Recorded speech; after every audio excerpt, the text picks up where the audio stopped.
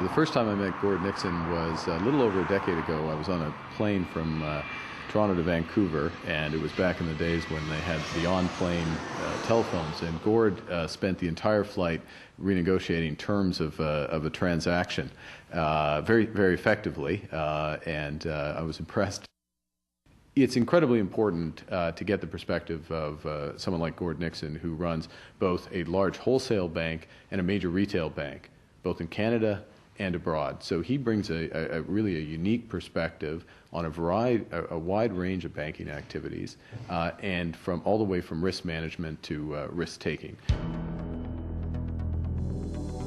I first met him when I was Deputy Minister of Finance, and we had numerous opportunities to interact ever since then, continued when I was in the Privy Council office. The Canadian banks operate not just in Canada, but they operate around the world, and talking to someone like Gord, you get a snapshot of what's happening in Europe, Asia, the Americas, and in Canada, and it's very useful kind of intelligence to have.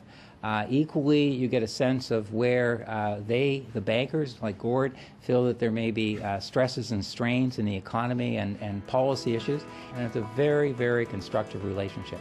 Canadian banks are not, they don't behave the way they behave just by accident. It takes leadership. You can have all the regulations in the world and all the rules in the world, but you have to have people that actually know how to run a bank, know how to identify risk when they see it. And obviously the proof has been in the pudding. We've seen Canadian banks, including the Royal Bank under Gord's leadership, come through the financial crisis head and shoulders above others around the world.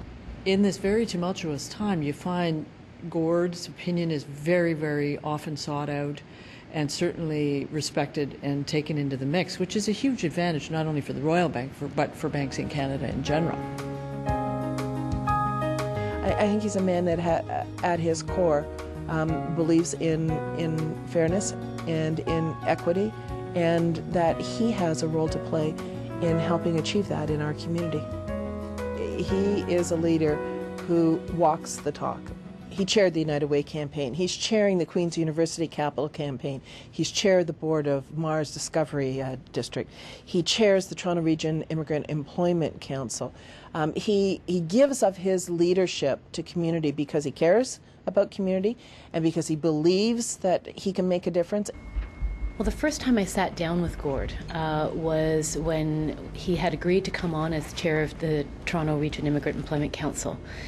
CEOs are busy and they need to pick where they're going to put their energy and their time. I think that Gord has picked TRIAC and the diversity question more broadly because he has an intuitive understanding of the value that this brings, again, both to business and to the community more broadly. At TRIAC, we're often repeating Gord's words: if you're not hiring the market, you're not serving the market. Leveraging skilled immigrant talent is essential to the success of business in Canada. Partnering with TRIAC can help your organization tap into this opportunity.